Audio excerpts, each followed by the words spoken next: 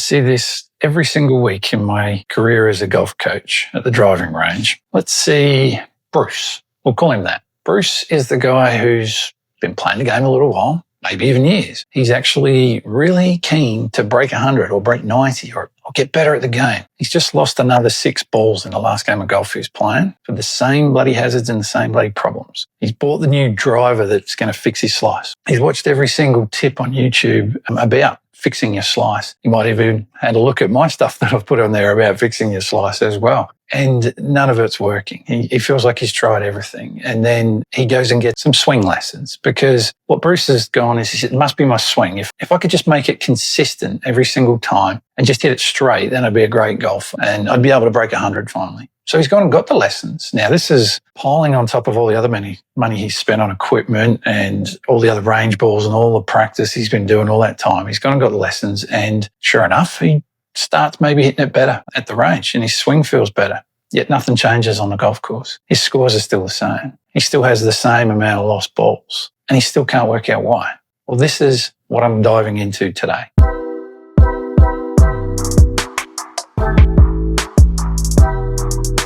I think there's 3 main reasons why Bruce has so many problems. And I've been there myself as well, because you think the lessons and the knowledge and buying the new gear and all the promises made with all that stuff is going to make the difference. But I used to do that. We got taught to do lessons as a PGA member. Someone has a problem, they come to you, said, Paul, you're a PGA member, you're going to give me a lesson and you're going to fix my slice forevermore, and then I'll be a great golfer and I'll break 100 forever and never have to worry about anything ever again. And I am the servant. I am the pro who's meant to help you. But when it comes to actually getting a lesson, I am now the expert that, unfortunately, you, the amateur, doesn't know what the problem is. The biggest thing that I find in my time now when I coach and when I go out on the golf course with people is they don't actually know what the biggest problems are. And my saying is 90% of your problems of 90% of people out there have got nothing to do with their golf swing technique. And I cop a lot of flack from other golf pros about this as well, but I will die on this hill saying that I fully believe this, because I have a unique experience, which a lot don't, which is I spent 15 years playing Pro-Am golf, trying to make it on the tour and not really getting there, but then having to help people who were paying a lot of money to play with me get better at the game of golf, and I was never going to see them again. I've become an expert in on-course coaching and helping people play the game of golf better, and it had nothing to do with them actually changing their techniques, because that's something that takes weeks and months and years to develop. And it takes a lot of balls, thousands of them, and a lot of training,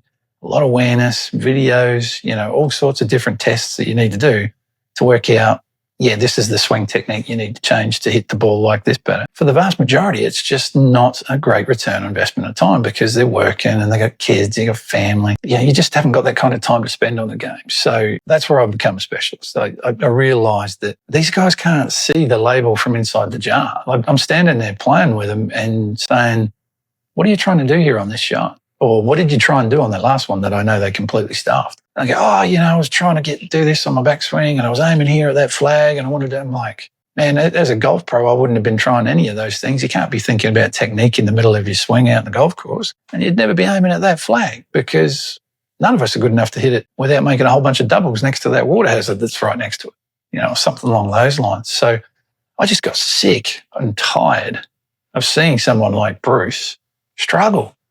And I was part of the problem. I was giving him lessons. I was giving him what he wanted, what he was paying me for, but it wasn't what he needed. So I'd had enough. So what's the alternative? Well, this is the thing that I started thinking. And I had this thought given to me by a mentor of mine, Will Robbins, who helped me get this together in my head, because I knew that I couldn't spend the rest of my time as a golf pro and genuinely take money from people and not get them better in the best way I knew how. And that was by giving them what they needed. So that's what I do now. Let's think about other sports. So if we thought about a football coach, right? Just imagine this. This is the model of the problem with the lesson model, and the problem with amateurs going and telling the pro what they think the problem is with their golf game without the pro actually ever getting to see it, is you imagine you're a football manager or a coach and you've been paid to help a team win the premiership. Doesn't matter what type of game it is either. It doesn't even have to be football. But your role as the coach is to help the team come together, improve and win a premiership or win a championship or something. But you never watch a game. So on Saturday when the team plays, you're at home doing whatever you're doing. And then you're waiting until Tuesday evening when training is. And so you don't know what was actually going on, what was good, what was bad, what needs to be improved. You've got no idea because you didn't see it. So your only option is to sit there, and when all the players turn up, you ask them, so what happened? What are we working on tonight? What do we need to do? They don't know. They're in the middle of the chaos out there. They can't see the big picture. They can't see what the real issues were. And in fact, the forwards would be blaming the backs would be blaming the midfield would be blaming the goalkeeper, or the goalkeeper would be blaming the refs. In fact, most of them would probably be blaming the refs. Yeah, it's just the way we go. And you can just see that if you were a manager that just worked like that, after a week, the owners of the club would kick you out. What are you doing? This is just doesn't make sense. It's just stupid. You mean you didn't see the game? You didn't like none of that. Didn't even look at the stats. That's basically what's going on, is that the players themselves, you, the amateur, are coming to the golf pro and telling what you think is wrong with your golf game, and I need this fixed. And it just, most of the time, I would suggest it's completely wrong. It's not what you actually need. Sometimes you do get it right, and it does make a difference. So not all lessons are a waste of time, but you have to be so self-aware and you have to be so clear on what's actually going on that I find that very, very rare. It's only the highest level players who probably can do that. And most of us are too tied up in emotions to actually really see the clear picture. We're very frustrated by lost balls, and we think if it's just the swing technique that I fix, we'll never lose a ball again. And I, for a fact, know that the vast majority of lost balls and penalty shots come from pretty bad decisions about targets and club selection. And yes, there are occasional bad swings, but most of the time that's not the biggest problem. It's playing very risky shots when it shouldn't be. So how do I determine that? Well, I go on the golf course and I actually watch you. That's what a coach does in every other kind of thing you could ever imagine. But for some reason, we don't do that in lessons. So that's why I don't offer them anymore. Why don't I offer lessons anymore? Well, it's pretty obvious from what I'm going through at the moment is I don't believe that someone who is sick would be going to the doctor saying, "Doctor, listen, I know what's wrong with me. I've Googled it. I've asked all my friends and I know that I have this, might be cancer, something." All right. You try to Google doctor and everything turns up being cancer, apparently. It's like just mad. But you go to the doctor and you say, "Doctor, I've got this. I don't need you to do any tests or anything. I need you to fix this by giving me these drugs and then I'll go and get them and happy days, we'll be right." And the doctor would sit there and would laugh you out of the room. All these certificates I've got behind me here, that tells me all about anatomy and everything that's wrong and all the stuff and the solutions and all the drugs and everything that's going to help everything. And I've been doing it for decades. And you're coming in here and you're telling me what you think's wrong with you. How about we just hold up for a second and I just do a few of these tests that will tell us exactly what is wrong with you. And then what we'll do is I will give you a prescription, something that's going to help you. And I'm going to give that, not to you. You're going to get that to the chemist, because the stuff that's going to fix you here looks just like the stuff that's going to kill you or make you worse. And we don't want to get them mixed up. So I'm going to give it to another expert who knows exactly what he's looking for. And then you're going to get better. That's what we need to do, because it's just nonsensical otherwise. So that's not just on you. It is on you a bit. You need to go and tell people, actually, give me what I need, and you need to be open to that and taking that advice and making sure that you give yourself enough time to master that advice, give it a red hot crack to actually see some improvements. But then the other thing, as an industry, us as PJ members, we need to stop doing the old school way. We need to really start making sure we give you what you need, not what you think you want. And we don't have that servant mentality. We're more of a leader to say, right, you may not like me right this second, but in the future, you're going to love me. And that's what I do as golf coach. So what do I do when you come and see me instead of a lesson? What do we do? Well, many of you already know, I do a thing called Play with a Pro experience. And it's not one-on-one. It's in a group, because not many people play golf by themselves. You play with other people, and that is a huge influence over what happens to you emotionally out on a golf course with your decision-making and your planning, your emotions in between shots is how you deal with other people at different standards, and different standards of behavior and etiquette and all sorts of stuff really affects us. Do you have a way of dealing with that? That's a skill that we all need to learn, and we can do it. So that's one reason why I do it in a group. The other thing too is I actually want to see you out on the golf course. And what I'm always saying to people when they turn up is, number one, I'm not going to coach you for the first 3 holes. I'm not giving you anything. I'm just the most interested observer you've ever had in your golf game. And the only thing you're going to get from me is a bunch of questions. And if you ask me a question back, you're going to get a question back at you. I'm just not giving you anything for the first period. Why? People look at me and go, hang on, aren't I paying you for coaching? Yeah, not yet. Not yet. And there's a good reason why. So what I'm trying to do is I'm working out, okay, where are we right now? So my analogy that I use all the time is a GPS, right? I'm your GPS now. And if I ask you this right now, if you just say to yourself, hey, let's say I'm here in Australia on the Gold Coast and I wanted to go to Sydney and I want to go over the Sydney Harbour Bridge and I'm a long way away from there and I don't know how to get there. So we go to the GPS, go, right, I'm going to go to the Sydney Harbour Bridge. But the GPS has got no idea where I am. So what's the first thing it does? Asks you the destination, we're going there. And everyone then says to me, oh, it tells you where to go. No, it doesn't. First thing it does is it takes 5, 10, 15 seconds to bounce off however many satellites up there and triangulate exactly where you are starting from. Because if it doesn't know that really clear picture, which side of the road you are, it might tell you to turn left and straight away you turn right because it's not, thinks you're on the other side of the road and all of a sudden you head in the wrong direction straight away. So this is the thing, right? I become your GPS now. So what I'm doing is I'm, first of all, for those first 3 holes, working out where are you? I've got 1,000 things that I see people can improve in their golf game in the space of 9 holes when I'm out there. But really what I'm looking for is, okay, what are the real big key drivers of your golf score? Good or bad? What's really causing you the problems out on the golf course? So the first questions are all based around, okay, what are you trying to do? So I'm always asking, we've got this approach shot and I'm just, okay, what are you trying to do here? I'm going to aim there. And so much of that is they just aim at the flag. It's 100 meters. They hit the 100-meter club and bang it away they go. And straight away in the very first approach shot, I've already worked out a whole heap of the problems that they have, which is, number one, I can see maybe they think they're aiming at the flag, but they're nowhere near aiming at the flag and they're unaware of that. They might be aiming way left or right. So what I'm then noticing is, okay, this is what they're telling me they try to do, but this is what they're actually doing. And I might ask them, hey, where do you normally have your ball position for a 7-iron? And they go, oh, right in the middle. And I'm standing there looking at it going, it's an inch off their left heel and they're wondering why they're hitting the ground first all the time and can't make good contact. So the gap between what they think they're doing and what they're actually doing is huge. And that's across the board. Even the elite level players that I coach are exactly the same. There's always gaps between what you think you're doing and what you're actually doing. Feeling real. It's always there. Doesn't matter how good you get. And it's why the top players in the world have coaches to make sure they're not getting this huge gap. It's just much smaller.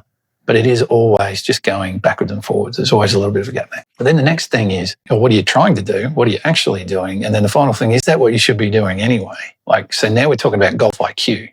What do you understand about how to play this game at the level you want to play? So if you're trying to break 90 and you're making decisions around someone who's probably going to be shooting 110 and losing a lot of golf balls, that tells me a lot that it's concepts first, right? And we can start making changes in that straight away. So after those 3 holes or so, then I start going, okay, now we're going to start to give you some advice as to how to look at the game differently. We're no longer firing at pins. We're no longer taking driver off every tee. We're trying to break 100 here. So there's a few rules to scoring that we've got to introduce you to say, right, we can't have a penalty shot. That's pretty obvious. But what I'm saying to you is what you're currently doing in terms of your decision-making with a club or a target is causing you most of your penalty shots. So I'll give you some new ideas about how to just look at targets differently and picking the right club so that even your worst shots end up okay, or what I call good enough more often. And good enough means, is it closer than when you started? Can you find it? Have you got a swing at it? And can you progress it to your next target? If you can do those 4 things, then you're going to be good enough with that shot, get over it, move on to the next one, try and solve the next problem, right? That's what we're doing in that environment. We start doing the strategy side of stuff, right? But then I might be sitting there thinking, okay, I've just seen you hit a bunker shot. And I can see straight away there's a whole bunch of lack of awareness about hitting a bunker shot. They might be trying to lift it up and out of the bunker or chipping it off the top. And I just know all the problems that's going to cause. And sure enough, you might duff it right in front of you and it's still in the bunker. And then the next one, you blade all the way over the back and you don't know why. So then I can sit there and go, okay, so there's a skill issue there. They don't know how to play an explosion bunker shot. That's not something that's necessarily going to change straight away on the golf course, but I can sit there and say, okay, let's just try and take a divot and get it out onto the green of sand, take a divot of sand, get it on the green and get the ball at the top of that and just see what happens. Or let's just make sure we're finishing all the way through and doing a big enough swing so that you can get the sand out rather than just have it duff right in front of you. So that's another example of okay, now I have an idea that you need to get better at the skill of hitting bunker shots. Now that would then be, okay, part of our coaching program is going to be showing you the basics of a bunker shot, but then also over a period of time, having you come and train so that you can make mistakes, get better, go out and try it on the golf course, see the results, go, oh, I still haven't quite got it. I was getting out, but I'm not near the hole. Okay, we need to focus on this and this now. So we can refine it. And that's what good practice does. You have a small feedback loop. So it's not lessons. It's the training and the supervision And then the applying of those things to the golf course and coming back and getting more advice and piling it on bit by bit. And then that's how you start to break 100. Now, you can do that with just bunker shots, but I'll go, hey, your short range putting, you're not sure about things there. The long range putting, you're not focusing on the distance. Bunker play's no good, right? Chipping, you've only got one club and one shot. We need about 3 or 4 different types. You don't know how to play a little in-between wedge shot. You're not sure why you're not making good contact on your irons, and you don't know why you keep losing balls off the tee. I've pretty much covered the main areas there as to why someone's not breaking 90 or 100. So what I can do straight away is go, this is what's actually going on. This bunch here are very easy to fix. These are strategy things that, without us changing any of your skills, start aiming in different places, picking different clubs, and all of a sudden your scores come down no matter how bad you still get it, because they're not as bad. Then we go, right, here's the 3 main skill areas we need to work on. We need to go and give you some concepts. We need to understand how to hit these shots, and then we're going to train them over a period of time. And then the final thing is, right, here are some of the keys to scoring and the ways you're going to be able to give me feedback quickly that I can be, once again, that GPS. If you're heading off in the wrong direction, I can give you a little bump back on course. I don't say, no, it's all over, stop what you're doing, go home. It's, no, we're going to find a different path from where you are over here. But I want to find that out pretty quickly. So by using online coaching apps and you putting in a little bit of feedback after a round, I can listen to the 2 or 3 main points you made up and go, oh, that's great, that's perfect, keep doing more of them. But this one here, I think we've got to cross wires here. I think this is what you actually need to be focused on. So have a look at this video, or next time we're going to focus on this. So this is now what it looks like to actually get better at the game of golf, and why lessons just don't work, because lessons are knowledge, and that's brilliant. That's definitely part of it. But I know for a fact that knowledge doesn't create anything if you don't do the right things with it. So that implementation, which is training, getting feedback loops so that you can constantly adjust and get closer and closer to where we want to go, is the big stuff that you've got to actually pay attention to. So if you are interested in anything like this and you don't get that from your local golf instructor who's just doing lessons and never goes out on the golf course with you, maybe you need to, number one, go and talk to them, say, get me on the golf course. You need to listen to them, and then you need to do follow-up sessions regularly, whether it's online or clinics or whatever, to get that feedback loop happening so that you can then really start to see the long-term benefits and the long-term results in your golf game. So you don't need the new latest driver or the latest video or anything. You just stick to the plan and watch what happens. And I guarantee every single golf instructor on the face of the planet wishes that you would do that. And if they don't, then what I would call a very good golf coach. They're probably there just for the time for money, and that's it. But I think the vast majority are there to actually see their clients get better, because they know that's what makes them happy at the end of the day, but also pays the bills, because those people will come back and recommend more people come and see them as well. If you want to work with me, you can do it in person here on the Gold Coast. All the details are going to be down below. Check out my last video, which was all about, why the range doesn't work very well for your results. And then you should be able to understand how to practice better. And there will be a link below for you to get a free version of a PDF that you can start learn how to practice properly. And in this one, I'm actually going to put a link down below for you to actually have your own self-assessment out on the golf course. So I'm going to create a little document that you can start asking yourself some questions. And then if you want to send that back to me, you can do it via email, or you can do it in the comments down here and tell me about things like, okay, how many times did you have a penalty shot in the round? How many times did you get inside the 100 in regulation? How many times did you get down in 3 shots, right? So if you want to get inside the 100 in regulation and down in the hole in 3 shots or less after that, you're going to be shooting bogey or better on every single hole you ever play, which is 90 around par 72 golf courses. So I think most of you will be pretty happy with that. So I'll give you a little cheat sheet that you can start to think about what you're doing in that regard and share it with me and start to provide some insights for you about how you can improve. Cheers.